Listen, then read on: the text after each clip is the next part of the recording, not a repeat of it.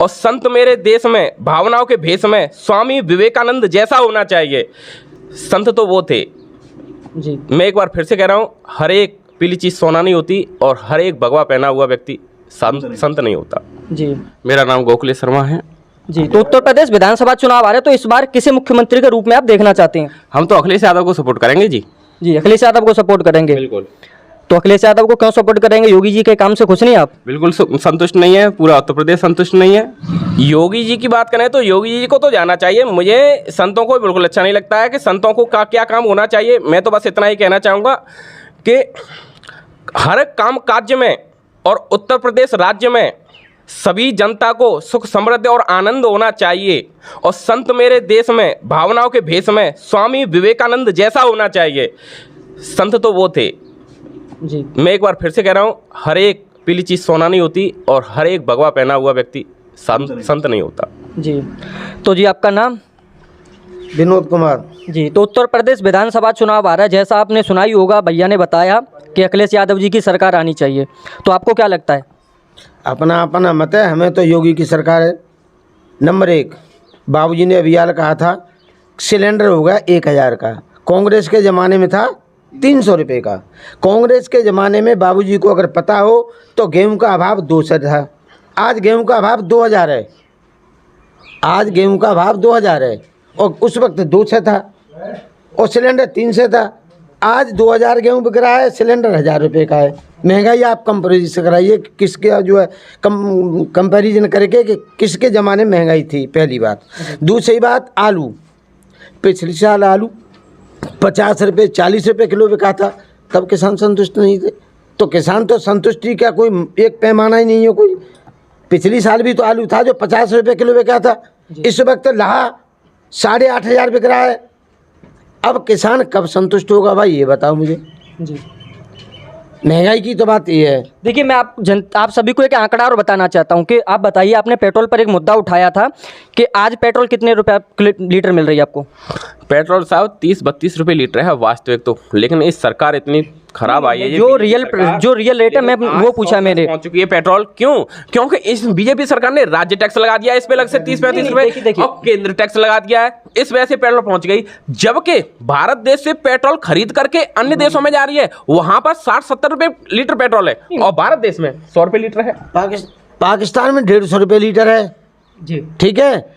और अफगानिस्तान में तो पेट्रोल का कोई हिसाब ही नहीं है।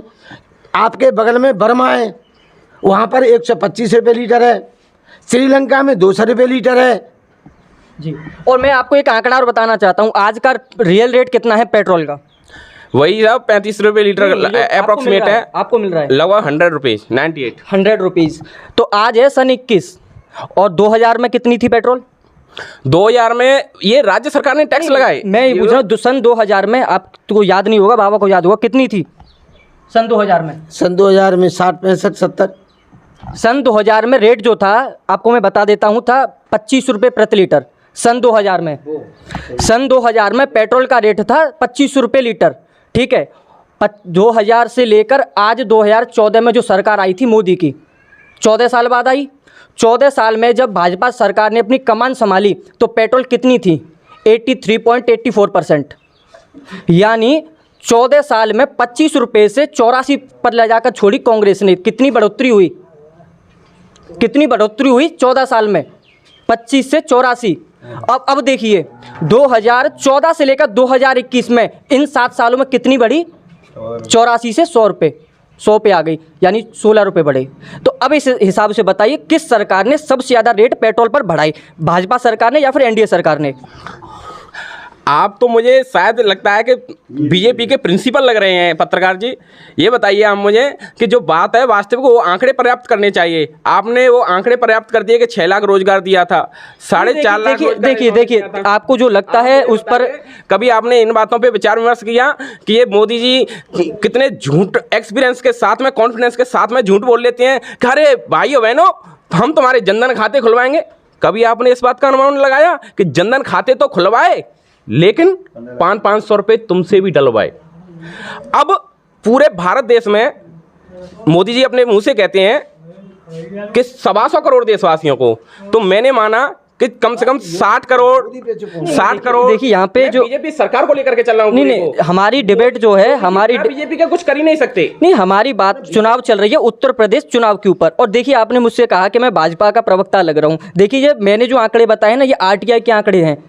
ये आपको भी पता होगा कि सन 2000 में कितनी थी पेट्रोल, और ये भी आंकड़े आप आरटीआई वेबसाइट पे जाके चेक कर लीजिएगा कि अखिलेश सरकार ने अपने 5 साल के कार्यकाल में कितने रोजगार दिए और इन्होंने कितने दिए। मैं जो बातें कर रहा हूँ हवा में नहीं कर रहा, ये सारे आंकड़े आपको नेट पर देखने के लिए मिल जाएंगे। और आप अंकल जी कह रहे हैं कि बात मोदी जी पे क्यों पहुंचाई जा रही है। मैं तो ये कहना चाहूंगा बात योगी जी पे चल रही है, केवल यहाँ योगी जी की चल रही है, मोदी से मतलब पहली बात। दूसरी बात, अखिलेश ने, मेरी बात पूरी नहीं, अखिलेश सरकार ने केवल 5 साल में क्या किया, मुसलमानों का तुष्टिकरण। आजम खां को, अकेले आजम खां को शायद उत्तर प्रदेश में, पूरे उत्तर प्रदेश में इतना जो है आवंटन नहीं किया होगा जमीन का, जितना अकेले आजम खां को अखिलेश जी ने दे दिया। मैं ये भी तो देखो कि तुष्टिकरण किसका है। मैं भाजपा और उसकी बात नहीं कर रहा हूँ, मैं बात कर रहा हूँ कि एक आदमी इतना पूरे उत्तर प्रदेश की जनता को आवंटन नहीं हुई है भूमि, इतना एक ही आदमी को, एक व्यक्ति को दे दिया। मैं इस तो पर क्या कहेंगे आप? मैं योगी जी के बारे में बस इतना ही कहना चाह रहा हूँ कि योगी जी के बारे में बात चल रही है कि योगी जी की बात हो या उत्तर प्रदेश में सभी विधायकों की बात हो, मैंने ऐसे ऐसे विधायक और ये देखे हैं कि जिनकी फेस वैल्यू इतनी खराब है, वो सिर्फ और सिर्फ मोदी जी के ऊपर वोट दिया है। उन्हें जनता ने सिर्फ और सिर्फ मोदी जी के ऊपर वोट दिया है, मोदी जी के ऊपर भरोसा करके वोट दिया है, लेकिन मोदी जी ने बहुत बड़ा विश्वास तोड़ा है जनता का। उत्तर प्रदेश की जनता बीजेपी से बहुत ज़्यादा नाराज़ है। ये भगवान श्री राम के नाम पर वोट मांगते हैं, ऐसे ये 4 लोग और आए थे ऐसे ही राम के नाम पर वोट, राम के नाम पर करने वाले, ये राम के नाम को बदनाम ना करें। ऐसे ही आए थे एक आशा राम, और उनके बाद में आए एक और कलाकार राम रहीम, और उनके बाद में आए रामपाल, और उसके बाद में मथुरा वाले कांड में आए राम वृक्ष। तो ये राम के नाम में पता नहीं कुल में क्यों ऐसा हो रहा है। तो मैं तो इनसे यही कहना चाहूँगा कि योगी जी के ऊपर बात चल रही है तो योगी जी, संतों को बस इतना मतलब होना चाहिए कि आज भंडारा उस मंदिर पर है। नहीं, आपने कहा कि राम की राजनीति कर रहे हैं, तो राम की राजनीति तो इन्होंने 1992 से स्टार्ट की थी और उन्होंने अपना काम भी किया, राम मंदिर बनाया, काम चल रहा है। तो इसमें राजनीति कहाँ से आई? जिन्होंने जो वादा किया था अपने शपथ पत्र में, जो आपने घोषणा पत्र जारी किया था, उसमें सबसे पहला वादा यही था, कल्याण सिंह की सरकार बनी थी कि हम राम मंदिर बनाएंगे। उस समय पर बाबरी टूटी और योगी सरकार ने आके बनवा दी। तो इसमें राजनीति का तो कोई सवाल उठता ही नहीं है। आप मुझे बताएं, सबसे पहली बात तो ये है बाबूजी कि इस देश में पार्टी कौन सी है। आपने भाजपा कई बार कहा है, भाजपा पार्टी। भैया अखिलेश की कौन सी पार्टी है? भैया एक बसपा की कौन सी पार्टी है? भैया कांग्रेस की कौन सी पार्टी है? कांग्रेस बराबर नेहरू परिवार यानी गांधी परिवार, बसपा बराबर मायावती, समाजवादी पार्टी बराबर अखिलेश परिवार। इन्होंने कभी, अगर इनकी बड़ी पार्टी हैं तो इन्होंने अभी कभी कुछ ही दूसरे को अध्यक्ष बनाया है कि भाई पार्टी है तो दूसरे को, केवल परिवारवाद की राजनीति है उनकी। और बीजेपी की राजनीति पे चल रही हो। बीजेपी एक ऐसी राजनीति है कि इसमें किसी एक व्यक्ति का प्रभुत्व नहीं है। मैं ये कहना चाहता हूँ कि बाबूजी कह रहे हैं कि ये आप बीजेपी कर रहे हो, राहुल गांधी क्यों नहीं कर रहे हो, अखिलेश यादव कौन नहीं कर रहे हो? राहुल गांधी कौन है? आप जानते हैं कि राहुल गांधी कौन है? मैं तो नहीं जानता राहुल गांधी को। मैं तो अपने देश के प्रधानमंत्री को जानता हूँ, देश की सरकार को जानता हूँ, जो सरकार चला रही है। मैं प्रश्न उससे पूछूंगा, मैं तो अपने देश की सरकार से प्रश्न पूछूंगा, राहुल गांधी कौन है? मुझे ये तो बताया जाए। अगर राहुल गांधी जी की सरकार आएगी तो हम प्रश्न उनसे पूछेंगे। और हर एक अच्छा देशभक्त, अच्छा व्यक्ति इसी बात को कहेगा, जो देश में सत्ता है उसके खिलाफ प्रश्न पूछे जाएं, उससे कार्य कराए जाएं। अगर मैं इस छोटू के मुंह पर ये कह दूंगा, ये भाई साहब के इधर आओ बेटा, इधर आओ, इधर आओ, इधर आओ, इधर आओ, तुम आओ, चेयर पर बैठे हैं जो। अगर मैं इस छोटू को टॉफी दे दूंगा तब तो मैं अच्छा हूं, अगर इसके तो मैं अच्छा हूं, और मैंने इसे टॉफी नहीं दी, इसकी बुराई की, तो मैं बुरा हूं। ऐसा हो रहा है भारत देश में। बीजेपी का मतलब समर्थन किया तो वो लोग बुरे, जबकि वास्तविक हकीकत क्या है कि जो सरकार सत्ता में है उसे प्रश्न पूछने का हक हर एक भारत देशवासी को है, चाहे वो कांग्रेस की सरकार हो, चाहे बीजेपी की सरकार हो, चाहे समाजवादी पार्टी सरकार हो। ये हमारा संविधान भी अधिकार देता है।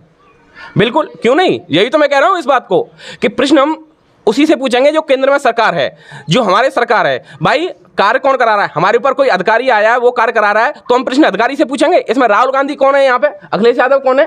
प्रश्न योगी जी से पूछेंगे, वो हमारे उत्तर प्रदेश के मुख्यमंत्री हैं। प्रश्न हम मोदी जी से पूछेंगे, वो हमारे देश के प्रधानमंत्री हैं, ये पूछेंगे। लेकिन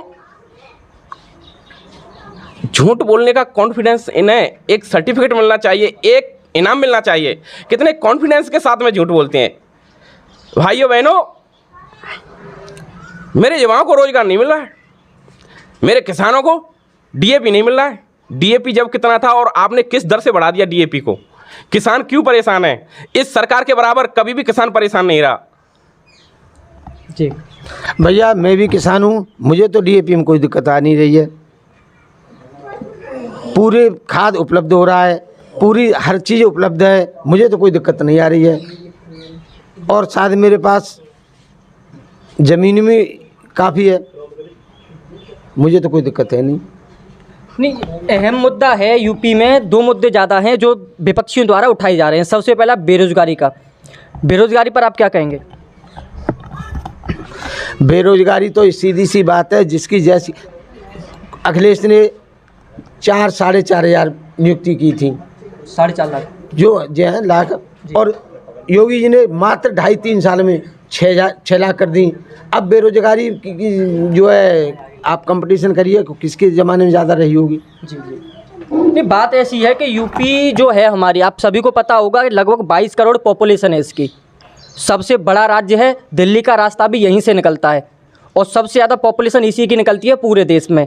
योजना जो है यहाँ तक आने में थोड़ा समय लगता है और पता नहीं चलता कौन कहाँ पर कब इतने रोज़गार मिल जाते हैं या फिर कब क्या क्या काम हो जाता है, आपको पता नहीं चल पाता। लेकिन जो बात है वो हमें आंकड़ों से पता चलती है, वही आंकड़े मैंने इनको बताई थी। अगर आपको ये वीडियो अच्छी लगी हो तो इस वीडियो को लाइक कीजिएगा, शेयर कीजिएगा, कमेंट करिएगा। बहुत बहुत धन्यवाद।